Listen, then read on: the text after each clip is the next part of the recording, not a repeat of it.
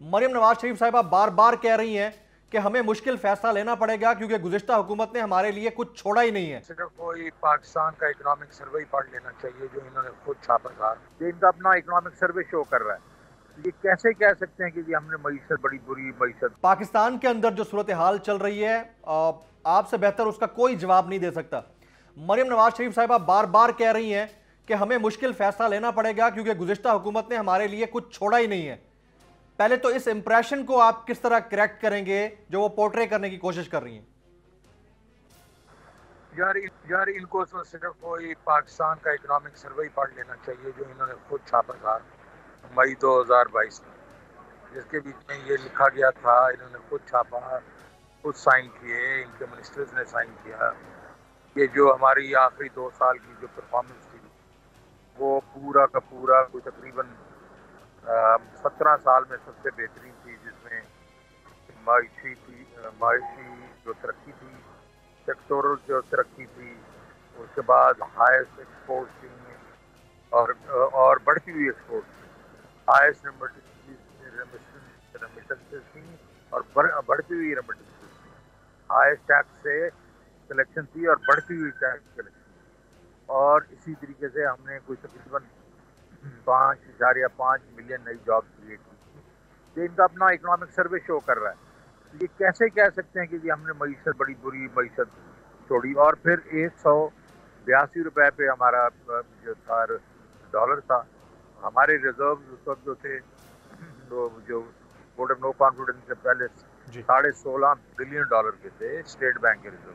तो ये कैसे बातें कर रहे हैं कि जी हमें तबाह हाल, क्योंकि इनके पास और कोई और चीज तो कहने की है ही नहीं ना। क्योंकि ये तो अच्छा, ये जब से इनकी नई हुकूमत आई है तब से ये चूरन बेचने की कोशिश कर रहे हैं, सारे के सारे, इनके मिनिस्टर भी और ये भी। और हम बार बार इनको कह रहे हैं यार वो इकोनॉमिक सर्वे तो पढ़ लो। सेनेटर साहब ये भी उन्होंने कहा कि हमें और मुश्किल फैसले लेने पड़ेंगे। गुज़िश्ता दिनों ये कह रहे थे कि हम पेट्रोल मजीद महंगा नहीं करेंगे।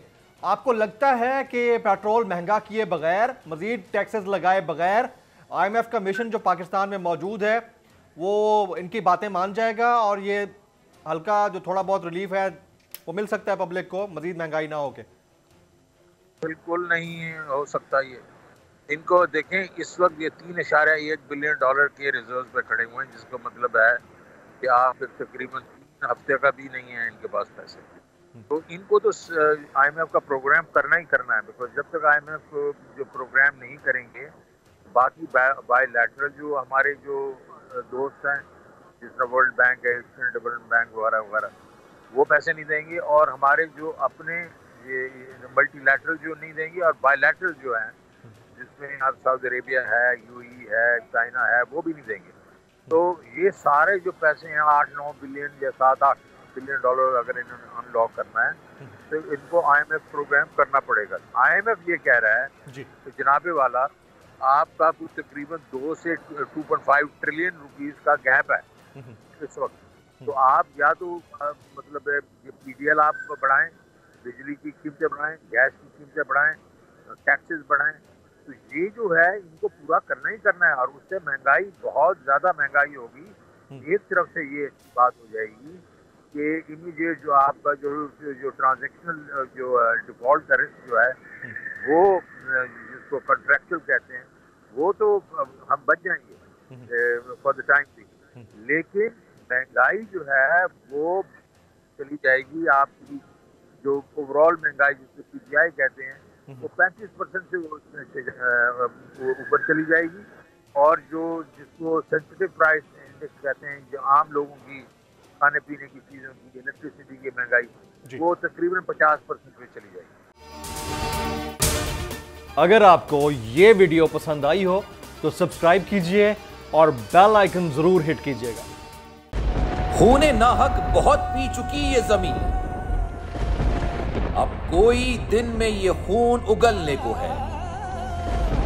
खत्म हो जाएगी ये तमाशागरी, वक्त पलटेगा रोजे जजा की तरह।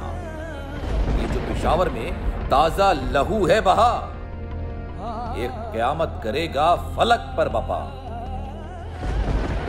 गम की सलमनाक घड़ी में बोल सानह पेशावर में शहीद होने वालों के लवाहिकीन के साथ है।